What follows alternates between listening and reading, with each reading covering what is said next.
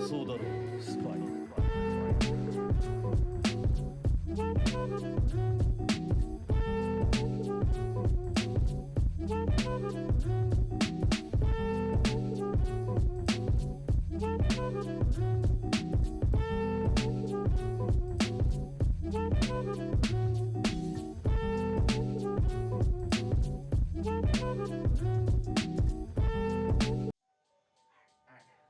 So excited right now. Alright, how you gonna say? What's up, everybody? I'm KB, And I'm Isabel. and this is Kast, our TV show about everything and everything. I said everything and everything. We kind of want to treat this like just a place where we can come and talk about like news in the world, especially like as regards to like music, and also take it from outside of our local scene to also like out into the world and whatever. Yeah. Alright, so for this first episode, we just want to talk about random shit. We want to talk about first. I just want to talk about how everybody's kind of overlooking how fucking crazy it is that there's 7 new planets, like a whole new like little setup. It's actually it's in the constellation Aquarius, and they say it's 40 light years away, and that's like 235 trillion miles away, and NASA's saying that isn't relatively too far from us. That's actually considered pretty close, which sounds like 235 trillion miles sounds kind of crazy, but that is apparently close. But I mean, when you think about it, space is a big place. Like, it's huge. And for me, I know that space, I always think like, wow, like I'm really here, and I'm a person. Like, that's fucking crazy. Like, I'm so small when you like put me on a scale of the universe, and I'm small. I'm so insignificant, but we have all these weird. Yeah, I'm a little dot, little speckle. Like shit. And it's weird because like, especially on Earth, we have all these weird things that really make or break our world, and it's crazy because none of it necessarily matters in the grand scheme of things. But is it true that it doesn't matter, or does it matter all the more because it's our world? You know what I mean? Like, why am I concerned about if the universe is concerned about what I'm doing? I guess you could say that. In a sense, like, for instance, when you think about the year and then how many years it's been since then, like, it's 2017, and then you think 2,000 years ago, do you remember a person's name 2,000 years ago? So it's like almost like that too. It's not just space, but also time. Yeah. So it's fucked up when you think about it, that either you die with time or you die in space. Either way, it's like, no. And the fact that like time is not necessarily real too. Like, it's all this stuff that is like socially constructed. Like, it's really crazy to think about, because you could be the type of person that says like, oh, none of this matters. But I mean, it does. Because I mean, people make the argument like, oh, it doesn't matter in the grand scheme of things. But if it matters to you and it pertains to you and it affects your everyday life, then it matters. Point blank. Period. That's real. Yeah, I actually agree with that. I'm not gonna argue with that, only because at the end of the day, we all die. So that's how it has to go. It has to go like that. Is that we all have to die. But at the same time, I do want to be remembered. Like, I want to be remembered. Yeah, in a sense. I think when people oh shit, so now we're talking about death, but like, I feel like as far as my beliefs on like afterlife and stuff like that, I really think that it all boils down to living on through people that you leave behind, and also like whatever lasting mark you make on this earth. And I feel like a lot of people there's just, especially now, for some reason, our generation has this I don't even like saying our generation, because a lot of us are in the same generation. People who are like 26 and 27, you in the same generation as me, dickhead. I'm sorry to tell you that. Technically, the generation X, generation Z. But we still grew up. The only difference is like, I guess, technology and shit. Technology advances. But I feel like there's such a pressure to leave some sort of big lasting impact, and we're not, it's okay to have that pressure. I think that's a healthy pressure, because it motivates us to move on and be bigger and better things. Like, we are actually like doing better things than our parents, not in a disrespectful way, but I'm sure they're proud. But we're doing a lot more because there's so much, we have the ability and the resources to, you know, be better. And I really think that they're better than their parents. Like our parents are better than their. It's like it gets better as time goes on. So like. I mean, my mom tells me all the time. My mom's like, I want you to be better than me. Yeah, see, and so it's just like that too. I think, but yeah, back to what I was saying about like afterlife and stuff like that. I really feel like there's a pressure to leave some sort of lasting mark, but we're not fitting it into terms of our life and how we're living it. We want to do things, but we're not thinking about the in-between. We just want to do shit, and we're not thinking about what we have to do to get there. And then we start getting frustrated, and we start becoming anxious and paranoid. We start thinking we're not enough, that like we can't do it. But like you can. You just really need to scale things. You need to scale things down to where you're at right now, and then think about how you can scale it back upwards. Up. Yeah. Okay. I'm actually not arguing with you at all, which is kind of funny right this now. This is weird. It's weird as shit. It's something wrong with the universe. But as she was saying, I do fuck with that. I was reading a book though that was really good, where the dude said, like one of the characters said in the book, the only reason why people die is because everybody does it. That's Neil Gaiman said that. Well, he wrote that line, so he said it. What book with that was? Sandman. Ah. Yeah, and so it was weird because it kind of relates to space and time, because when you think of space and then think of time, it's kind of the same thing, because this is between things, time and space.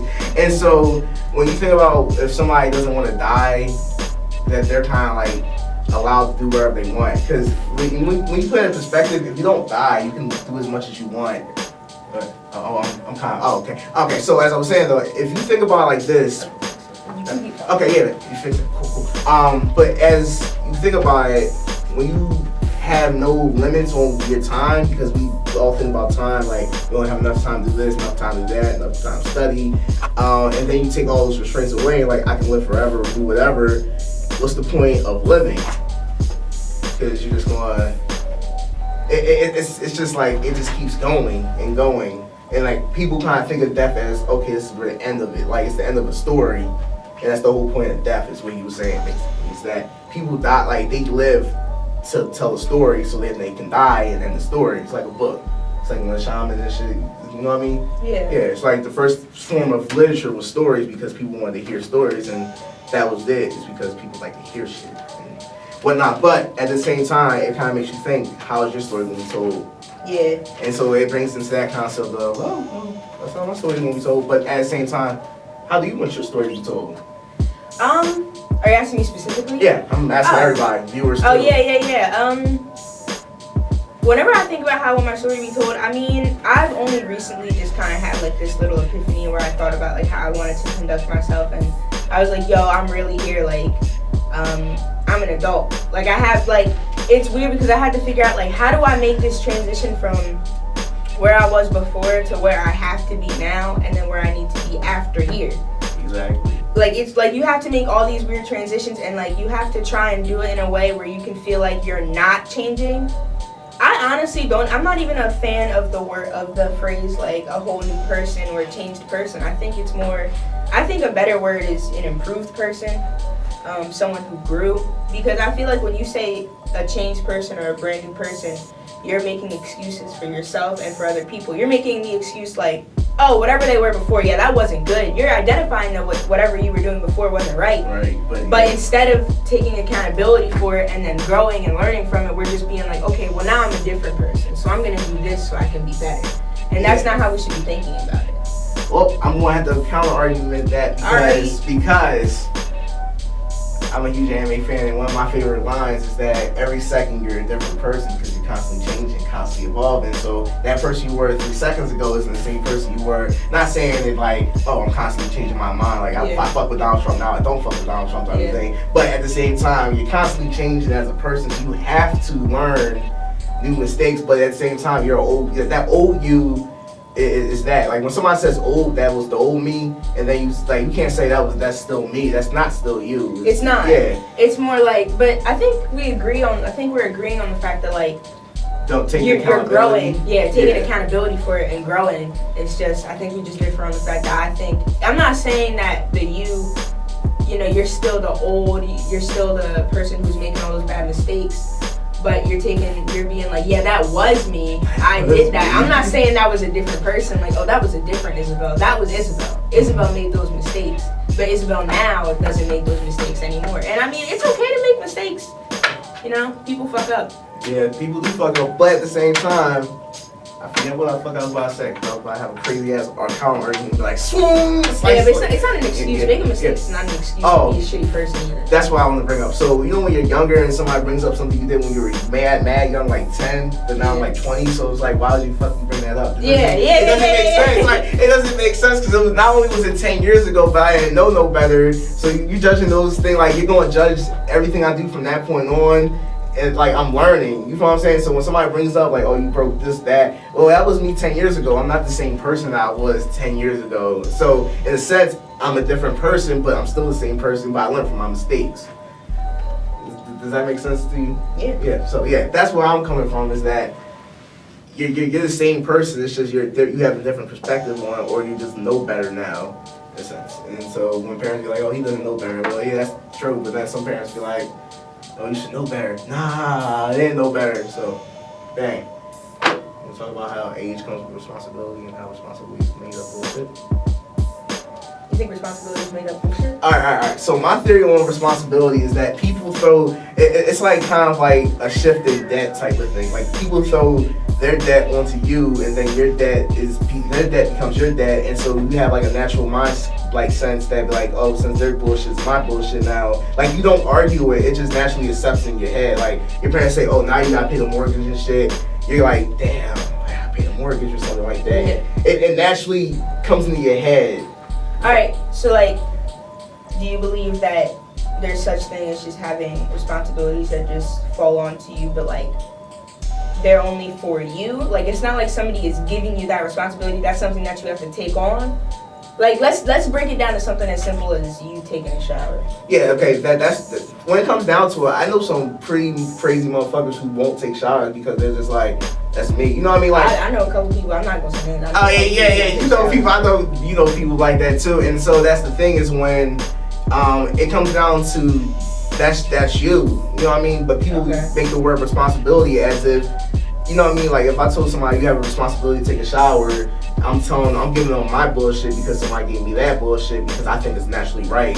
Okay, so I mean I like where this is going. Okay, so like now we're still gonna talk about this, but now I just wanna like branch off and talk about the fact that like as especially like in our age group, we're starting to grow up and we're starting to learn that a lot of the stuff that we were taught we have to unlearn because it really that wasn't even something that we had to do. Like there was some stuff that I was doing before and I was like, I mean, especially my brother always told me, like, I mean, at this point is your life. You need to start doing stuff that's going to benefit you. And that's where responsibility comes into play. And if people don't believe that it's going to benefit you, then it's like, then they're not seeing it from eye to eye. They're not seeing it with you. But if you know in your gut that that's something that you need to do, then you might as well just go ahead and say, fuck it. And that's not even really saying fuck it if you're, come to terms with that fact that that's something that you have to do. Yeah, that's kind of what I mean is that when you think about it, when you have responsibility, you really kind of lock yourself. It's like chains almost. It's like an actual chain, like an intangible chain that's just there. You know it's there. It's like a rope around your arm. And so when you think about it like that, when you have a whole bunch, so you can say you have car payments, house payments, rent, all this shit. Like this is thousands of chains on you, holding you back from doing what you really want to do. And the thing is that our society's built up to that point where it's like, you have to get these responsibilities. You have to pay your phone bill. You have to do this. You have to do that. You have to get educated. You have to go to school. All this, or you won't have a better life. A better chance at life. And so when you have that rope around your arm that's invisible and you know it's there and it's holding you back from wanting to do something crazy. Like I know you want to be an artist full time, don't you? Sometimes. Yeah. Yeah. See, and that's the thing is that at school, like it's not just the country we live in, it's the world we live in. It's that when we're like that, it's like. Yeah, and I mean, I'm a poli-sci major. I actually love political science. Like, I'm getting into it and I love it. But, it's also taught me a lot. Like, learning about, I love my professor because, hold on. No, because I want to talk about a lot of different things right now and I don't want to forget about the other. I want to talk about, responsibilities and stuff. But I just wanted to comment, like, I love my professor because I love the way that he introduced our class on the first day. He said, this is Poli-Sci 150 and we are going to talk about like the Constitution, the amendments, all that, electoral college, all that stuff. But that's just definitions. Like I don't want to just I don't want you to just walk out of here and just know what the Constitution is about. Like, you need to understand politics in a way that you need to understand that it's something tangible. Like, that is something real. Like, we think about politics and we think about laws and the Senate and the House of Representatives, but it's so much deeper. Like, learning about, he said we have to learn about the history of how it all started so you can understand how this translates in today's society. And honestly, I've been in this class for 3 weeks, it's about to be 4 weeks, about to be a month. All we talked about is the way that white supremacy and race was so prevalent and how our country combated specifically Black Americans, Native Americans for so long, and they're still doing it today. And the fact that, like, especially in class, people would be like, whenever we learn about history, we learn about the civil rights movement, there would be kids in my class who would say, why do we need to learn about this stuff that was so long ago? But then I'm looking at the history that I'm like, yo, this has been happening over time. It's not like it just stopped out of nowhere. It's not like it just started out of nowhere. It doesn't stop, it just evolves. Yeah, it moves into different spaces.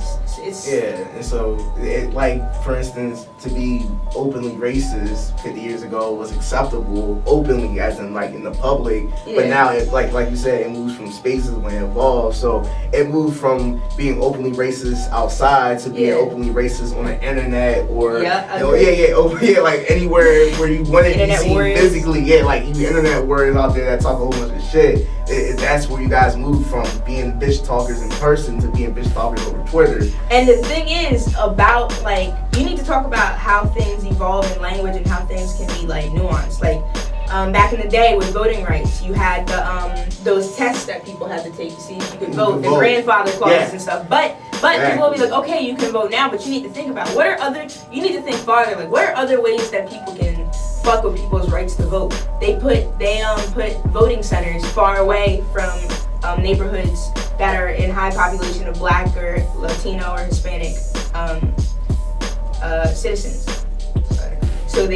So it's harder for them to get out and vote. They have weird ID laws. The ID laws are pretty much necessary. They were created, especially in Delaware, on the basis that people are, like, creating fake identities and going to vote. But when you look at statistics, when you look at science, when you look at research, it was proven that that's not even really a issue.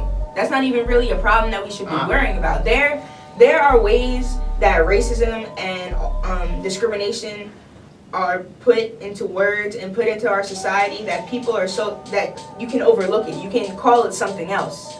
You're able to call it something else, but when especially with, like, white supremacists and racists wanted to do stuff, they peeped that they couldn't just, once they got to the point where they no longer could just blatantly say that they didn't want something to happen, they had to find other ways to do it. And so, you know what, we can actually transition back into responsibilities through that, because at the same time, do you feel as us, as young Black people in America, going to, in a predominantly white institution, just like in the area and whatnot, do you feel that we have a responsibility to build our culture around what we know, like, or should we cater and kind of make it friendly, not gentrify? I guess you could say gentrify. No, not gentrify. I think you're trying to say, like, do we shift what we're doing to make it comfortable for everybody? Because I feel like, especially as, like, young Black teens, especially living in a place like Delaware, you are taught that it's your responsibility to make everybody else feel comfortable. Like, I used to be like, oh, I shouldn't bring this up in class because it's just gonna cause a lot of issues. I don't give a fuck now. I will say whatever the fuck, and if anybody wants to challenge me on it, they can. We can talk about it. Because I feel like we do have that is a responsibility we have, and that's not something that anybody gave us. That's, you know what, society might have given it to us, but they didn't outright give it to us. They forced it upon us. They don't want us to talk about these things. They don't want to hear young people talk about these things because we're young, but doesn't it start with us? And that's another thing I would like to bring up is the responsibility of age limits. So, for instance, to be a president, you have to be like, what, 40-something, 35? 35. Yeah, 35. But the thing is, when you think about it, that person has to go through a lot of loops. It's not really a lot of young presidents like that. Like, 35 is still relatively young. 40 is like old, 50... holy shit. Donald Trump, he's like, what, probably 70 or something like that? We can look it up. Yeah, we can look it up real quick. Donald Trump is probably old as shit, but at the same time, I feel the thing that majorly affects not just Black communities, but just overall communities is people are out of touch with the He's responsibility. 70 years old. He's 70 years old. He's out of touch as fuck with reality. Look at his screen. Look at his profile pic. Hillary Clinton, I mean, she was 69 years old though. But at the same it's time, still the same yeah, point. It's, still yeah. it's not about it being Donald Trump. It's just making the point. And that's the thing is that I feel like they say that we need responsibilities, but when we ask for more responsibilities, they say, well, here goes what you have to do. Like, I'm 20, but at the same time, does it make sense that I have to wait another year to drink? No, it doesn't actually doesn't. It doesn't make sense. 21 to drink, but I'm 20. I'm not saying I want to drink, but at the same time, what's the difference between me being 20 and being 21? I still make stupid decisions that I made like a year ago, even today. You know what I mean? It's whatever, but at the same time, being a 1 year difference is not really gonna make much of a difference in terms of that. Like, I go to class with 23-year-olds who are stupid as fuck. So, and when you really put it in perspective, age isn't really a thing. And when you have responsibilities like that, and then you have people that are out of touch with reality in a sense because they already learned, you know, when I'm 50 years old, I'm probably going to use a lot of stuff I learned from my age at this point to reflect all the stuff I'm going to learn that day. Well, whenever, you know what I mean? Yeah. I also was just going to talk about how easy it is for people when they say, like, oh, I don't give a fuck about politics. It doesn't affect my everyday life. That's wrong. It's wrong. You the real reason why you don't give a fuck about politics is because in school, you understand. In school, you weren't taught enough. It's so easy to toss something aside and not care about something when you know nothing about it. Exactly. It's easy. Like, you can be like, I don't really care. You know, I don't know much about it. Like, you don't talk about it. But like, honestly, like, I learned. I was summarizing my notes, and I was just kind of like, people's views are really shaped by like mainstream ideas and their own like moral values. So not only is it influenced by like how they feel inside, but how they feel inside is really influenced by their parents, their friends, their environment, what school you went to, what neighborhood you live in. Yeah, like, you know, a neighborhood makes a difference. Do your parents openly talk about it around you? Do they force, you know, ideas on you, or do you, at some point people pick up on shit on themselves? Yeah. But I honestly think like the only way that we can have like strong dialogue is if we acknowledge that like the way our political views affect what we research and what we look into. We can be biased, and bias doesn't have to be a negative word. I can be biased. It's your opinion. Being biased is your opinion, your stance on it. Like, I'm not saying, like, when somebody says bias, I feel like everybody gets like mad ass tight and just mad as shit for no reason. Because I'm biased on this opinion doesn't mean I hate your opinion. I feel like that's the thing is that we like open, like, freedom of speech, but when somebody has something to say, we either have two reactions. We either not ignore them or confront them on it super hard and make it almost hostile. I think what you're talking about is like the difference between ideologies and dogmas. Like, we have certain ideologies and certain like things that we believe in, and then once the majority gets to it, we turn it into dogma. We turn it into like some sort of principle that everybody that's law. That is law. Like, no, like we need to stop making, especially when we're talking about politics, dogma. Like, it's because we're giving it like a weird religious aspect. Like, we're trying to make it seem like the Constitution is some sort of sacred document. No, it was written by people. It was written by old white men. Old white men 300 years ago that owned slaves. Now, in today's standards, they wouldn't see us as human. I'm not saying... No, they wouldn't. We would be 3/5 of a person. Well, that's exactly what they said with the 3/5 clause. And the thing about that makes it so crazy is, what's 3/5 of a human? That doesn't make fucking sense. Like, what, arm and a leg? That doesn't make sense at all. They were just doing shit on a whim because they were trying to, especially because they just gotten, like, you know, freedom from Britain. They were trying to grasp whatever they could to try and make sense of it because they didn't even understand politics at the time. So imagine me and Kamarbai breaking off and becoming sovereign, and then we don't even know everything that we need to know about politics, and now we're trying to figure it out. We're gonna cater it so that it benefits us in the long run. We don't really give a fuck about everybody else. All black stars. We don't really give a shit. That's the truth. That's how people are wired. It's survival. And so it's crazy when you think about that, but at the same time, we're Americans too, so we should look at it as, what's this for Americans? You know. We gotta, I feel like the thing is like this. People, like, I always hear somebody say this. I'm not complaining about the country, but when I have a opinion that's not positive on the country, somebody either say you can either go back to Africa, or you can leave, or you can leave, or you can get out. And so when you say those type of things, that's telling me back to responsibilities, to run away from my responsibility as a United States citizen. That doesn't make sense. But that's the thing. That's the thing. People who don't understand politics, and especially like political science, don't understand that the only reason why political science is even scientific in the first place, it's not called political science for no reason. Exactly. The only reason why it's scientific in the first place is that we need to be able and responsible enough to critique our own like political views and others as well. We need to be able to like critique our own system because that's the only way it works. That's the only way democracy works. Yeah. We have to be able to talk about it. Like if I'm talking about something and I'm trying to bring something to light and you're telling me to leave, how does that move anybody forward? Just because you're comfortable where you're at doesn't mean that I am. There's a reason for that. Exactly. And so when it comes down to two things is that when people say leave the country, not only are you openly showing that not only do you not care about the surroundings you live in and like your overall environment, because like for instance, I feel like people who think of it like this, because something's not happening in their immediate area, they don't worry about it. Yeah, no, that's what we just said. We just said when people don't know about shit, they don't care. It's easy to know. So if it doesn't if something that happens on the West Coast doesn't affect us, that we don't care, but at the same time, people should understand that if you really are compassionate, you should care about what's happening to somebody else. In the sense that we're about to spend $20 billion on a fucking wall, and there's still no clean water literally in this entire state of Michigan, not entire state of Michigan, inside of the city that is inside our country. If you think about it, it's so easy for people to not give a fuck. Like, the fact that we're not affected by the fact that our own government doesn't give a shit about Flint is crazy. It's one of the craziest things ever. That befalls on me too. I'm at fault for that too. Because I actually don't like saying like, what are you doing? Because what can I do at this point right now? But at the same time, like, I'm still blown away by it. I'm sure you are too, and I'm sure a lot of you are too. But like, you really need to think and sit and think about my country, the government, the people that are sworn in, are elected by us, and electoral colleges and stuff, aren't taking human lives as a priority, aren't taking citizens' lives as a priority. Like, people don't have water, a basic human need, and no one cares. No one that should really, really care cares.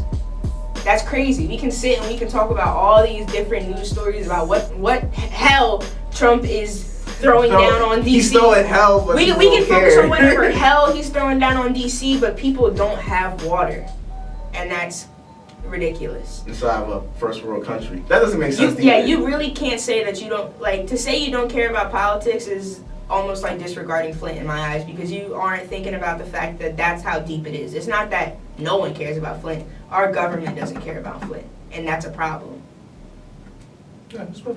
So that's responsibilities right there. Yeah. We kind of saw that straight up. Yeah. Responsibilities. That was a lot. Yeah, it's true. But at the same time, it's funny how we went from space to responsibilities to. You gotta go into music and shit. Yo, all right. Today is February 24th, Friday, 27. No, we don't have to talk about today. I just want to say real quick today. We'll put it in the back.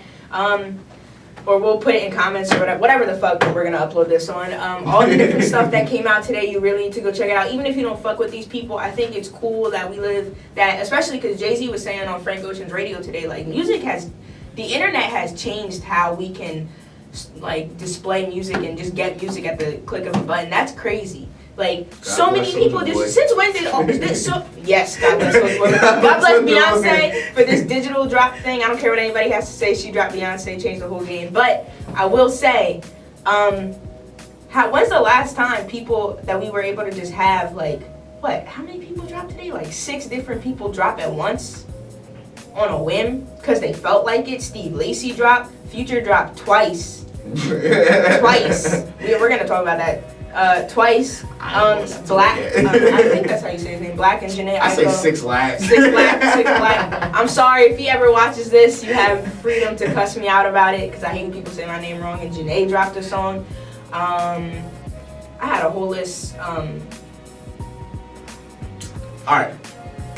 Slide, Frank Ocean, Calvin Harris, Migos, that shit is hard. Is I heard that shit is hard.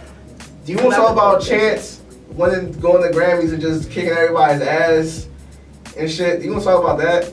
We can. Yeah, but there's one thing though. There's one thing I'm always tired of seeing, but I'm not trying to be like that guy. Is when people be mad that Beyonce didn't win an award. Don't you always feel like that's a little bit like? Okay. All right. Just let me say a couple things real quick. All right. So as far as like Beyonce not winning the award, she was. In my opinion, I do think she was snubbed, but I don't think we should have been shocked about it. And then on top of that, I do want to say that as far as like anytime anyone wants to talk about Beyonce, it's generally always people just being really negative about the woman, when in fact every time she even has spoken on losing. Like, people like to act like she's crazy about losing, but she's even talked about losing. She's like, I think losing is something that I grow from. And she does. She consistently puts out work, she consistently bounces back. But I mean, I think it is fair for people to be upset about it. But I think people, whenever they want to talk about Beyonce, they see it as, oh, people worship Beyonce. But I don't understand how we say stuff about that, like with Beyonce, when we don't say stuff like that about Kanye fans. We don't say stuff like that about Jay-Z fans. We don't say shit like that about Travis Scott fans. And that all boils down to, I mean, people can honestly tear into me about this, but for real, it just boils down to the fact that she's a woman, like point blank. Period. I don't care. Again, I said I switched how I used to talk about things. I don't give a fuck. It's because she's a woman. Because people were saying that Beyonce was like, they were like, Beyonce is trying to sing it. Win the Grammy. A woman, Adele? Adele. But the thing is like, whenever people want to talk about Beyonce, they're always talking about like, oh, she's extra, oh, she's doing this, that, and the third, like with her maternity pictures. That shit is y'all tore into a woman because she took maternity pictures. Damn. Come on, fam. Damn. Like, can she be pregnant? That's like shady shit, though. And then people were like, oh, people were talking about, oh, if I was pregnant with twins, y'all wouldn't care this much. Do y'all forget how being famous and being a celebrity works? Like, hold on. That's the thing. When you're a celebrity and you have a bunch of followers on Instagram, we can even talk about local celebrities when they have a lot of stuff. Isn't it normal for a bunch of people to look at it and comment on it? Because that's literally what being famous is. Yeah. Getting a lot of attention. Y'all were stupid for that. That was stupid. You were like, if I had twins, y'all wouldn't care. You know who would care? Your family, the other person that you're having the child with, and maybe your friends, because that's who you matter to at that point in time. Like, you're not giving the world anything to really give a fuck. Yeah, so that argument's that's dope, weird. But like at the same time, I think like females really, not females, but just people in general, just mad, salty, bitter as fuck. Bitter as fuck. That's my word. Yeah, bitter as fuck. I just never understood. I'm like, wow, y'all really hate women this much. But anyway, alright, yeah. Talk about how you felt about it. Alright. So honestly, a lot of people were happy as shit for Chance. Like me, I was happy as shit. I think a lot of people made it into a race thing as usual. So when it became that, I was like, well, when you put when you put it in perspective, yeah, Chance earned that shit because he really did all that shit with free albums. Like, all his albums were free. That's lit as hell. Nobody really does that. But the thing that makes it nice is the fact that not only was he black, but he took so many awards home dressed as a mailman because he always delivered. Stop. Twitter jokes. Yeah, Twitter jokes is lit as shit. But go ahead. Alright, but the thing is though, Chance the Rapper isn't my favorite rapper at all. 2016 gave us some of the best albums of like all time. They gave us Frank Ocean. They gave us the Travis Scott version of Trap, which in my opinion is probably his third best tape ever. They gave us Anti.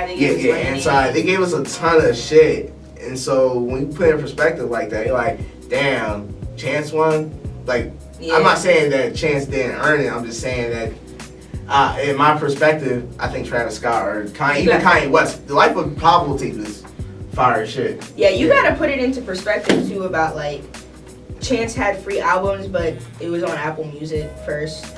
Yeah, so you had to have Apple Music. Which we have and I'm not kidding. Chance has, he's a person. He's gotta make money. Yeah, I'm not saying, the thing about it is when I say these things, I'm not saying that I don't like Chance, and I'm not saying that Chance. Yeah, I love Chance the Rapper. He worked his ass off. Chance has been grinding for a minute. It's not like he just blew up out of nowhere. Chance has been building himself up for a minute. Anybody who's been here since 10 Day, you know how long it's taken. Like, the fact that we're even seeing Chance on the Grammys is crazy. Has he been on the radio? Yeah, he's been on the radio. I don't listen to the radio, obviously. So yeah, he's been on. So that's cool. That's amazing to watch. It's almost like watching Chance win things is almost personal. I feel like for a lot of us, which is why I think it's hard for us to have these conversations about Chance. But I mean, because it is a little bit personal. You've been listening to somebody for so long, and then you see this happen. But the thing is like... I hopped on like 2013, 2014, you know, so I'll honestly... That still counts. Yeah, that it counts, but like at the same time, I got with him when you know, Childish did like Sweatpants and shit. So yeah. That's why I got hip to him and all that, and all those, you know, new age rappers. But at the same time, when you put it in perspective, there's all the features on yeah, it too. Yeah, it was like a ton of features. Like Charles Gambino, he put out his tape. I'm not sure if that qualified though for a Grammy, because it's like, don't they have to release it at a certain time? Can we start talking about I'm sorry, but can we start talking about like the albums and the tapes that we got in 2016? Like, we got so much stuff. Birds in the trap. I want to talk about stuff we got from smaller people. We got stuff from like, especially as far as women in music. I was talking to my roommate about this. We're gonna have her on later to talk about this, but so we're gonna have her on later, probably not on the same day because the library closes. But we were talking about how women in music, and especially young people, period, but also branching off into women in music, branched off. I think that especially young ladies are not only finding themselves in music, but they're no longer being forced to fit into holes. I think especially like young male rappers as well aren't being forced to fit into a certain like one-dimensional like prototype for music. They don't have to be this one thing. They don't have to be one-dimensional. They can do whatever the fuck they want. So I think that's just something for both male and female artists. It doesn't improve the culture, but it allows certain things within the culture that's been there already to be more, well, nobody really cares. Like somebody, like 10 years ago, if I'm running around that, you know, clown the shit out of it. Yeah, I would get clowned the fuck out of it. Not only that, but for Alexander McQueen on that shit, I would get clowned so hard in skinny pants and Vans and shit. I would get clowned. But now it's like, that's fashion. People are like, mind your business. Like people do then. Yeah, I think that's my favorite thing. Mind your fucking business. Yeah, mind your fucking business. That's exactly how it goes. I will say, especially me being like a young woman, like, I think it's so great. I'm seeing young women come out and just do whatever the fuck they want, put themselves in their music, be artistic, producing their own stuff, writing their own stuff. Not to say that people haven't already been doing that, because they have. It's not like 2016 happened and all of a sudden women were artsy and creative and could sing and could rap and could write. That's not how it was.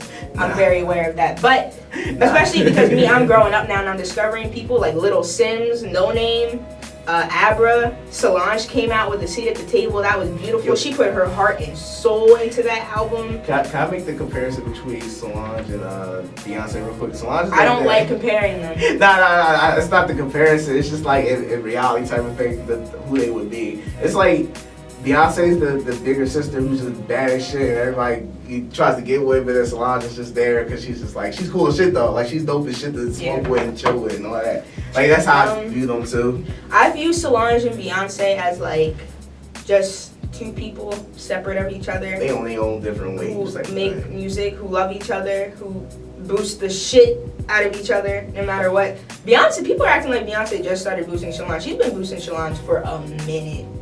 Because they're sisters, they love each other, and they're separate people, they have different music, and they accept that. Like, I think, to me, that's the most beautiful part about it, is like, even though, I mean, obviously, statistically speaking, Beyonce is a bigger artist, but that doesn't even, for me, that doesn't even matter, because I appreciate them both in their own spaces. I have two... We got to talk about that. Oh, yeah, we will, yeah. But I want to talk about, I did make a playlist. I have two playlists that I'll post somewhere, probably on the website, that I made called Me and the Girls, and it's all like female artists, because I was like, you know what, I need to learn about, you know, I need to put that into my, you know, everyday life. So I mean, people like Powerpuff Girl theme songs and shit. Yeah, Powerpuff Girls were lit. Now is fucking amazing. She uses her own synth board. She's amazing. Her vocals, Now, N-A-O. Now, Woo, I'll Put You On. She's amazing. Her everything down to the cover art of the albums, like front to back, start to finish, it was amazing. Kilo Kish, love her. She makes music with Vince Staples. She did Dope Man, stuff like that. Oh shit. Okay. Yeah, like she also did like Tell Me What You Need, but you know a young nigga got, like with Joey Bats in the beginning. Banks, Kalila, Kali Uchis, all these people. There's just a lot. I feel like whenever people talk about women in music, I love Beyonce and Rihanna, but we need to look further past Beyonce and Rihanna. You know, like they push that bad bitch stereotype when it's like other type of. Tinashe is starting to come into her own. She even has an interview that she talks about like people were trying to bully me into fit into this suit that I had to be some crazy pop princess talking about 2 on. She didn't want to do that shit. So she said fuck it and she started doing her own shit. And it's actually really good. So you just gotta look, you gotta open your eyes, you gotta listen to different genres, you gotta start looking up the samples on some of your favorite rap songs. Yo, and listen to the sampled song. Do that. Listen Samples to the sampled song. Crazy. Make a playlist of all the songs that were sampled and listen to them and watch how your musical preferences and your choices grow. Watch how your playlist grows. Watch how, if you're looking for, I know a lot of people are looking for ways to get into other music, but it's kind of hard. Even if you go on Spotify or Apple Music and click like a radio and like maybe it'll branch me into new things, just start listening to sample music. Start listening to old music. Read some shit. Look at interviews. You'll never know where you'll find some shit. I think that's the thing though, like samples, when it comes to music, like majority of the songs I really, really love are fucking samples. Yes, like instrumentals, I love instrumentals. Shout out to Air, Philosophy, them two have some of the craziest samples I've ever instrumentals I've ever listened to. Who else? Ed, Low Class Villain, great instrumentals. Graves be making good instrumentals. But yeah, I'm a big fan of instrumentals and samples. Also, some samples are actually old songs. Some people like to use like the Isley Brothers a lot. Bands like that, please listen to samples. I think that's the thing. When it comes to hip hop and samples, like hip hop just naturally goes with it. And it's like, how can I put it? Hip hop is so good when it's like you realize there's like a backbone, like the original song's the backbone to the song now. Hip hop has to be I was gonna say one of the most, but I'm just gonna say the most creative genre. It has the most room for people to do whatever the fuck they want. We see that with people like Kid Cudi, especially we see that with people like him who are just like, because I feel like a lot of Kid Cudi fans and a lot of people who didn't really listen to Kid Cudi always want to say like, yo, why is he always doing something different? Why the fuck is he doing? Why did he make Speed and Bullet and all that stuff? Because he just kind of, for him, it's not just about making music. It's also about figuring out what he also incorporates, what he likes to do, and whatever new shit he learns. He's not really concerned if it sounds like anything else. He's just like, yo, I learned some new shit. I want to express it, so I'm gonna do it. Like Kanye and him experimental rappers in the sense that they experiment in different ways. Not the same way, but the same. Kanye experiments more with other people. Yeah, and that's the thing is that Kid Cudi and Kanye kind of like forced away for like not like the rappers we see today are kind of like the children of them, like Little B as well. Yeah. Little B is a that is fucking overlooked. Little B is like for me it goes Little B, Kid Cudi, Kanye as far as like forging a way for creative rappers. Exactly, and that's the thing is that like Lil B made that internet weird nigga type flow type of thing. Like it's okay to be a weird nigga in 2017 because if you're a rapper, if you can say some crazy shit like pay homage to Lil B. Yeah, you guys got to. Like I'm not saying like Young Thug is a weird rapper. Well, he is a weird rapper, but the shit he says wouldn't be okay if rappers didn't do it already and kind of like made it popular in a sense. People like Young Thug and like. How you think about Young Thug? What's your opinion on Young Thug? Well, first I want to say that like a lot of rappers like Young Thug owe a lot to Prince.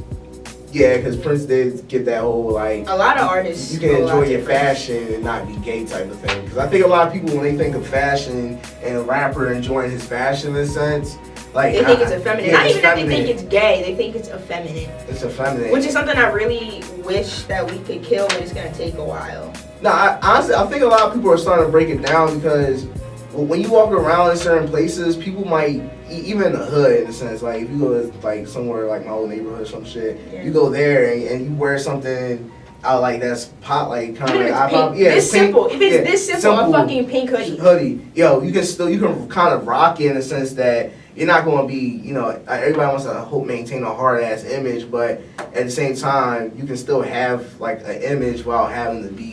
Like, everybody wants to be mad, macho and shit, like, really fucking weird. It kind of almost makes me kind of weird. I'm like, it's kind of gay when you think about it. Niggas want to be super rock hard and shit. It's kind of suspect in my opinion,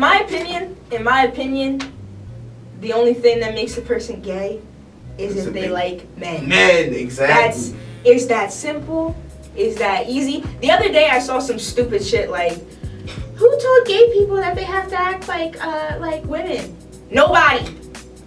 What's acting like a woman? What the fuck is that? You still thinking like that? Do you read books? Are you illiterate? I don't understand. Who cares? I don't know why you're like, people just need to mind their business and just let people rock out. There's so many other things and it all boils down to people not trying to learn shit and just trying to stay in a little box. Because trust and believe, if you like to read or like to learn or like to listen to music or just had a fucking hobby and you weren't a bored, talentless piece of shit, you wouldn't give a fuck if people were gay. You wouldn't. That's real shit. So. Yeah, and at the end of the day, I feel like music is kind of like, it changes with the times, and now we've reached the point where rappers can do whatever they want and get away with it. Like, yo, I was following Ugly Guy on Instagram, and this dude like uploaded gay porn. I was like, what? Like, this was like 5 years ago. That shit, the niggas would have been like, his career would have been over. But at the same time, it's acceptable now to do whatever you want. Yeah, and it's either you like what you see or mind your fucking business. I like that. Yeah. You like that. You like what you see, or I don't give a fuck and mind your business. Or you can just unfollow me. And that's the thing that I like that rap's really getting into, because people used to rap about mind your damn business, but really people weren't minding their business and the voice. Yeah, but now it's gotten to the point where rap is either you mind your damn business and shut up and like it, or you call them out and get called a hater because you really are kind of hating on their kind of idea in a sense. You know, it's not saying that what they're doing is right. It's just saying that you're on their shit. Yeah, there's all on their timeline type of shit. Like, that's my timeline. There's such a thing as respectfully disagreeing. Yeah. I do want to say, what did you just say? You just said you like what you see or you mind your damn business. That's up there of my favorite things said in 2017. Right next to Ty Pride said in 2017. Shut up or fight me. Shut the fuck up. Beat my ass or shut the fuck up. Beat my ass or shut the fuck up. Beat my ass or shut the fuck up. Those are my two favorite things so far said in 2017 in this short time that we've had with 2017. Exactly. A lot. See, the thing about, so shout out to her. We gotta put that up behind us. You got to. Nah, the funniest thing about 2017 though is that it's really been like making me explore a lot more and learn a lot more. Like, I feel like I learned a lot more in the past 2 months than I have all 2016 because it's like 2016 was sort of my preemptive. Yeah, preemptive, and now I'm finally just learning. But at the same time, I'm kind of taking my time and really learning that it's not a thing called rushing. Because I'm like we were talking about earlier, time and shit. Like I'm not social trying. construct. Yeah, I'm not trying to take time. Like the sun's always going to rise tomorrow and shit. Like it's not like tomorrow's not going to happen or some shit. And so when I think about it like that now, because I was like, I gotta do this, I gotta do that. I take my time with every single thing, and it's been working out way better than it has for the past year. Like 2016 versus 20. I feel like every leap year is just a bad year for me, honestly. Yeah, I feel like 2012 was a bad year for me, but 2016 was like bad too. But 2017 is gonna be a year. Them motherfuckers better watch out.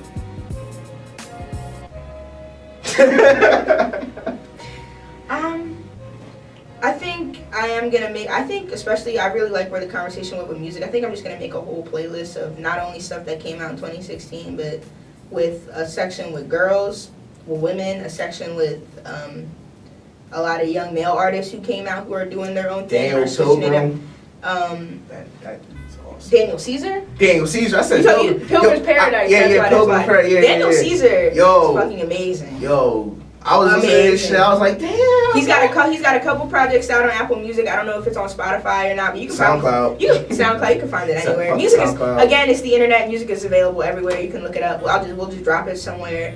We'll make a playlist together. Yeah. We'll have like Nikki. You guys are gonna meet Nikki later. Like she's actually really good at making playlists and talking about music. So that'll be exciting when we talk about that later tonight.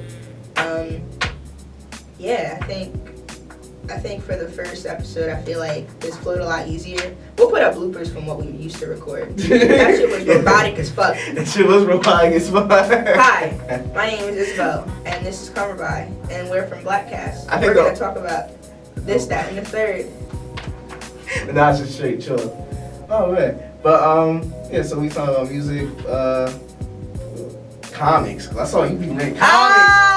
Okay, alright, so I grew up in a house with a whole library full of a whole section of old ass comics. Like these shits are dusty. They look like if I touch them with my finger, they're gonna disintegrate. They're yellow. I'll post pictures of them and stuff. My dad and my brother had comics from like old X-Men comics, old Spider-Man comics, old like we have stuff from Lara Croft. We have Conan comics. And all that. We have like so. I grew up in a house where that was a part of my everyday life. Comics and anime were a part of my everyday life. I never thought it was weird. Me and my cousins used to play all the Budokai games, all the different games. Like I loved it. It was a part. That's just something that's a part of me. And then I kind of lost it. Kind of lost that. But I always stayed up to date. But now that I'm older, I got my own money. I got a job. I started spending my money on comics again. Also, Gary and Cover put me onto websites that I can just read it for free online. But I'm also obsessive, and I like to have physical copies of shit. I'm actually very obsessive. Yeah, I know exactly what you mean. Like very particular. You gotta have it. Yeah, when you have it, it's like having it's different. Some like shit. It's just like that's physical. mine. That's mine. Like when it's online, you're reading it, but it's not gonna affect you like shit. Can we talk about how a lot of people from DC and Marvel, I mean they always used to do this, but there's a lot of like different renditions of like 2016 models of different stuff. Like I know you peeped that I have Starfire. I want to talk about that. She used to be a part. Alright, so back in like 2013, I used to read this thing. 2012, it was this thing called Red Hood and the Outlaws. I had that. Yeah, and so she was a part of that, and it was like a lot of people were mad that she was in it because of how they were like objectifying her body, but they never. The thing they didn't know about Starfire. Starfire is a real ass nigga. She's a real ass character. Like she really don't take no She's type been shit. through some shit. Yeah, I think that's the thing Let's do a rundown of Starfire's history. First of all, Starfire comes from Tamaran. That is a peaceful planet. Her sister was born with her sister who's older, who should have been next in line, Commander, was born with a birth defect, so she couldn't fly like Coriander, who's Starfire. So she hated Starfire, and when they went to training, she tried to kill her sister. So I'm doing this real fast. Bitter as fuck, hating ass bitch got banished. So she went to the Citadel, told them all these secrets. They came to Tamaran and fucked shit up. So then she had Starfire locked up and tortured, horrific. So then Starfire, being the real ass nigga that she is, real ass woman that she is, broke out of there, got some new power, broke out of her prison, fled, and then hooked up with the Teen Titans. And then even the original Teen Titans, which I love, played her down so yeah, they played down all them characters. Yeah. They played down Cyborg. Cyborg has a real ass story too. Cyborg is that way because of his dad. Like all these heroes that we have and all these people have really had to be kid friendly. They couldn't say half the shit they wanted to say. They had a lot of my scarred me when I was a lot of the comic book heroes that you loved had real life issues and real life problems and crazy backstories that you need to look into, especially with. That's why I love the comic world, because there's so many different universes. Because in the Starfire 2016 that I'm reading now, they started telling you her story. The one that I'm reading now is about how she comes to Earth and she's trying to figure out, like, she's like, I don't really want to be a superhero yet. I'm trying to, because all the other superheroes here had time to assimilate with humans and know how they work.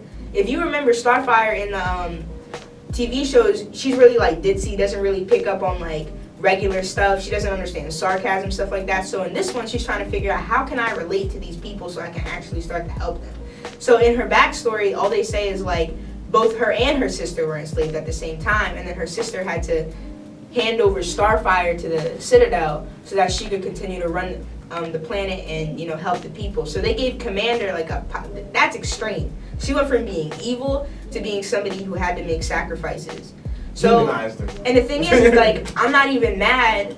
A lot of people would get mad at that, but I'm not even mad that they switched it because it's the comic world. There's multiple universes. Batman, in some worlds, Batman and Robin are father and son, and in other worlds, they're just people who met up. In some worlds, Catwoman and Batman are married. In other worlds, they're not. I actually have the comic where it's like it's Batman and Superman. It came out 2013. It's super dope. But like the cover art, like Jim Lee did the cover art for that shit. Super fucking dope. And that shit's awesome though. You guys got there's a lot of shit in comics that you guys probably missed out on. And they're cheap. They're cheap as shit. They're cheap, yo. Why aren't you buying them? They're like $2. Yeah, they're cheap as shit. They're single issue comics are like $2 to $5.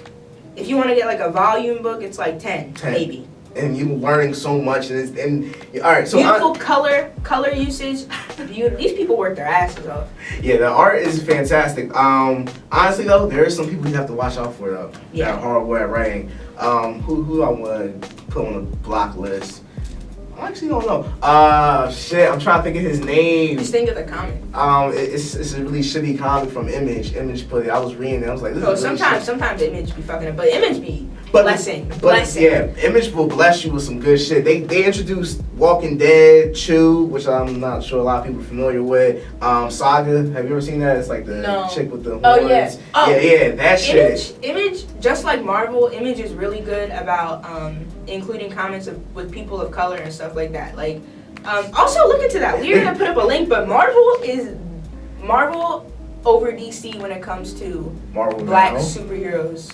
Yeah, they really advocated for that. Like when people were trying to like combat them, like no, we don't want black superheroes. Marvel was like, all right, fuck it. Well, we're just gonna create a whole new string of Marvel and have it all dedicated to black characters. Yeah, I think that's they cool. made Black Panther like an African king who in Africa in the Marvel universe is like a advanced, scientifically advanced, like medicinally advanced. And white people aren't allowed, and every time the Avengers come to get Black Panther's help, he's like, did it not tell y'all can't come here? And he's like, I have to come to you.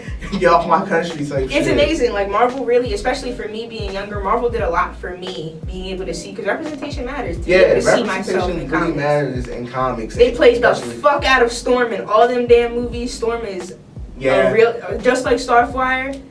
Storm is a real ass woman too. All right. Honestly, my opinion on Starfire is that they always made her like a psychic. Like it's 2017, and she got her own comic book. That's insane. Because the thing is I feel like a lot of people always feel that Starfire doesn't have enough material or isn't interesting as a character to have her own series. Like when they came out with Red Hood and the Outlaws, it was called Red Hood and the Outlaws for a reason, because Jason Todd finally got to that point after being reintroduced to have his own series. But the fact that it was like Starfire and like Arsenal who kept the story going, not just Jason, what was the thing that I really liked, and that when she got cut from the series, it was just called Red Hood and Arsenal, that shit became gay as fuck.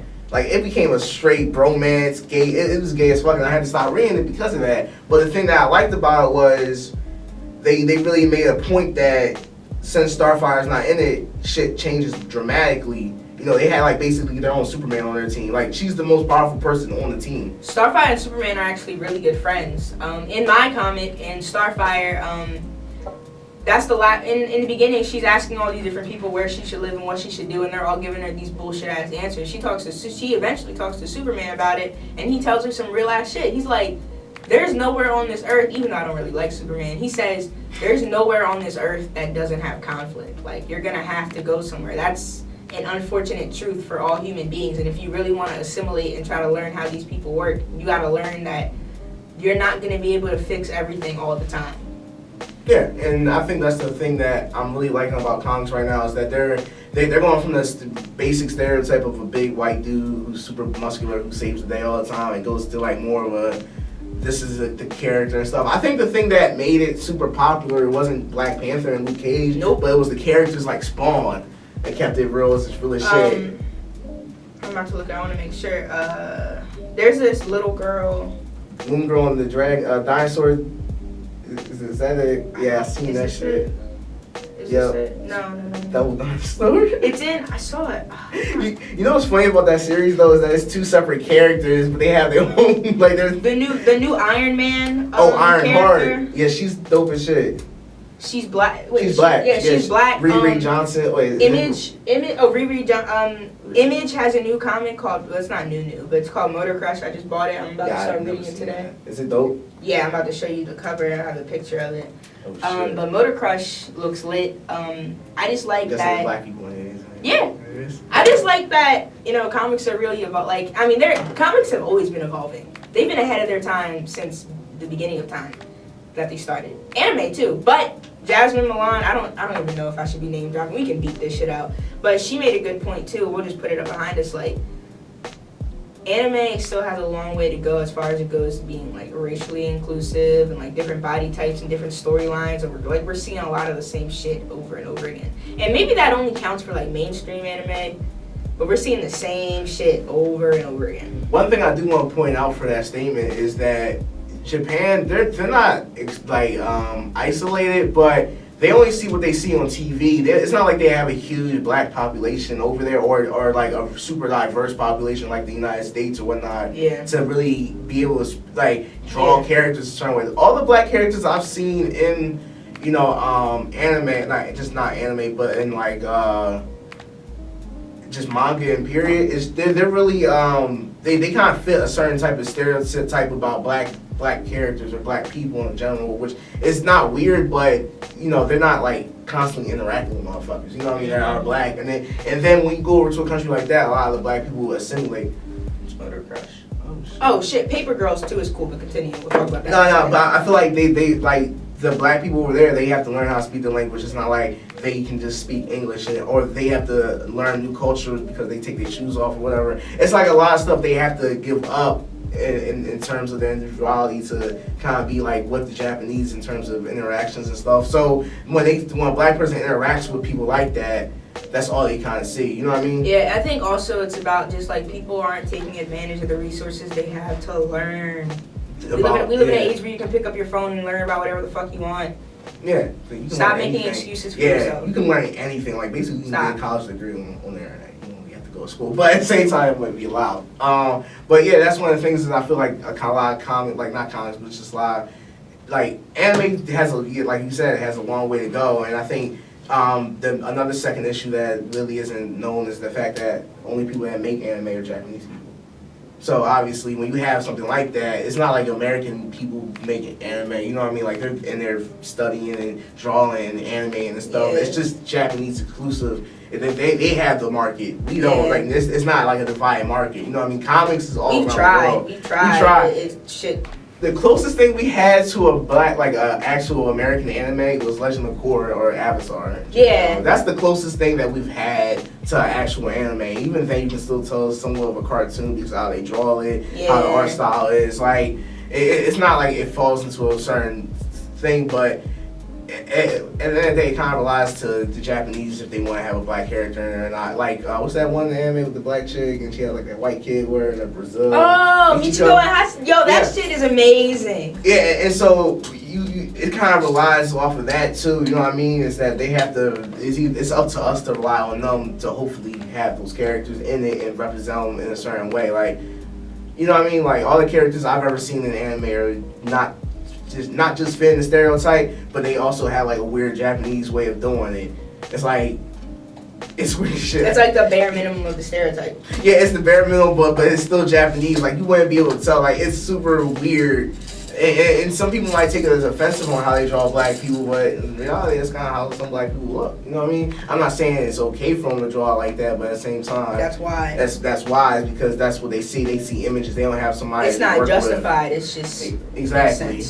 And I think that's one of the things is that a lot of people just don't realize that we have to create that market, or there have to be American animators or European animators or whatever, African animators to actually get to that style.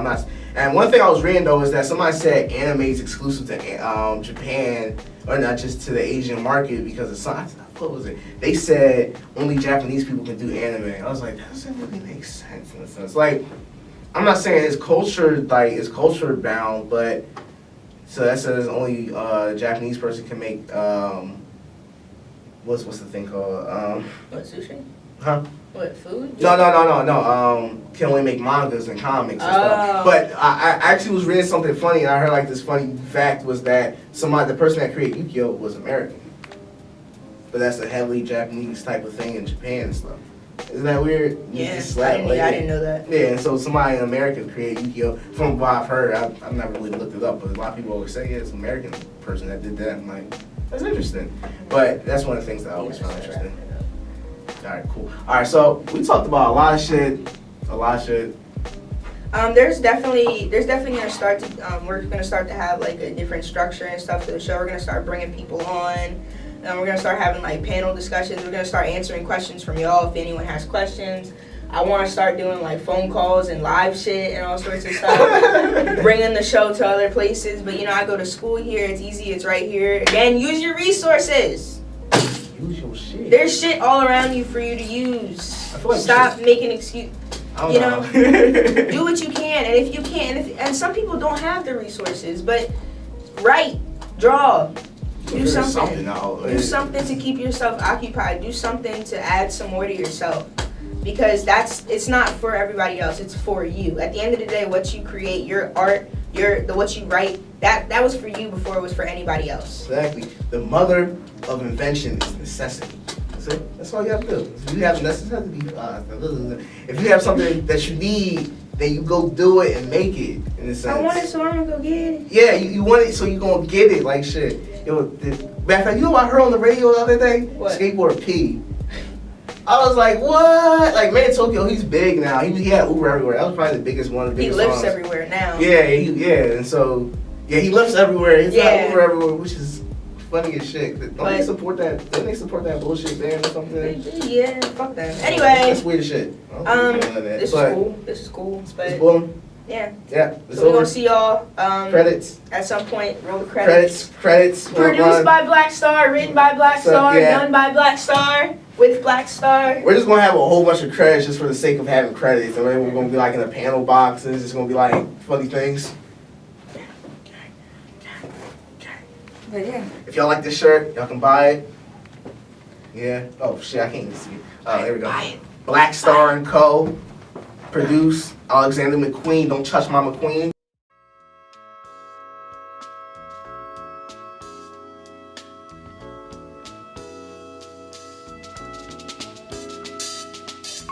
This is going to